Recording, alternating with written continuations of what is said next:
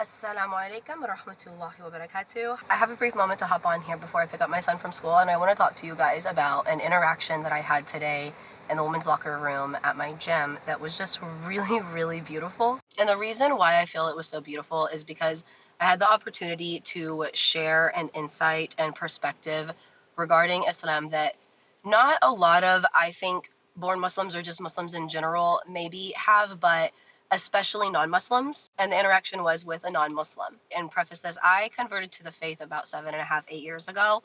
And the way that I studied and learned about the concept of hijab is what I soon began to realize is not how it's like commonly taught or really perceived amongst the majority of like Muslims that I meet or Muslims that I find online, at least not amongst the mainstream. And I'll clarify, I don't think that that invalidates it whatsoever. I just think that there becomes like, for some reason over time, like a standard rhetoric. Like when you look at even a lot of mainstream scholars who use the word hijab to casually reference like a woman's headscarf or covering, they will even have lectures on how they actually don't know how the word hijab started to refer to a woman's covering when like in Quranic and Islamic hijab, that wasn't the word used. Original Arabic word for hijab is not headscarf, it's barrier.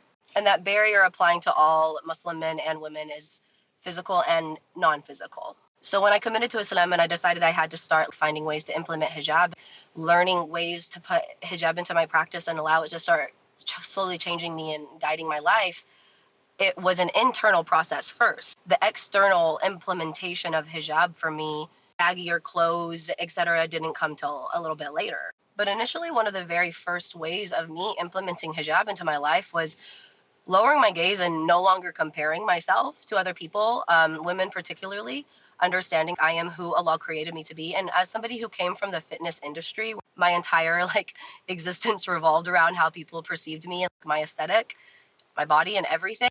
That was huge. It saved my life, really. All that to lead me to the locker room in the gym, having a discussion with she informed me, 77-year-old woman who had been standing behind me as I was using the mirror to get ready to leave after a workout. And I stepped to the side and joked and was like, "Oh, I'm so sorry, I'm hogging the mirror. Go ahead and join me."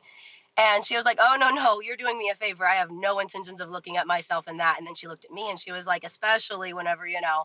And immediately my reaction is, "Oh, no, ma'am, you're absolutely beautiful. Exactly as you're created and intended to be."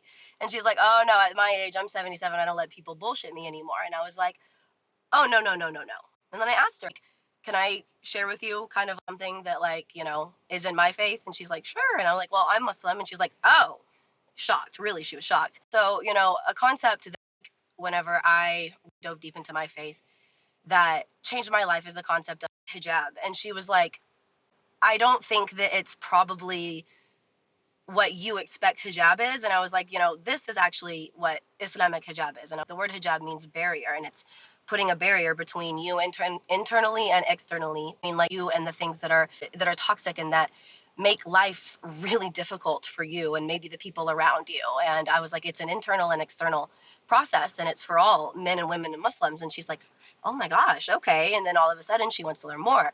And so we did talk about it a little bit more, and I talked to her about how one of the ways that hijab is really important is how it causes you to lower your gaze from men and women, and it causes you to no longer perceive people for the physical and what they, you know, physically give you. And I explained to her that that means that, you know, when I look at women now, I don't feel the need to compare. And we chatted about that for a little bit, and then she made clear to me that, you know, she was like, "Well, you know, it's not really, I don't want to be negative about it, you know, but I want to make sure I'm giving a woman her flowers." And that's whenever I told her, absolutely. Another thing that Islam really teaches me is that we should always give another woman her flowers, but giving another woman her flowers should not trample or damage ours.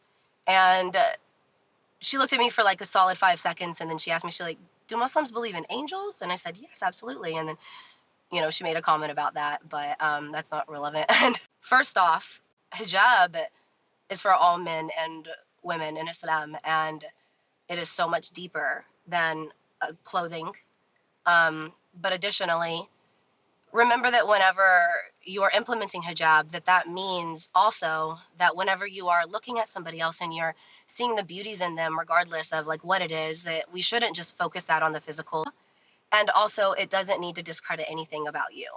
Because like just because Allah made somebody different from you doesn't mean that Allah messed up when they made you.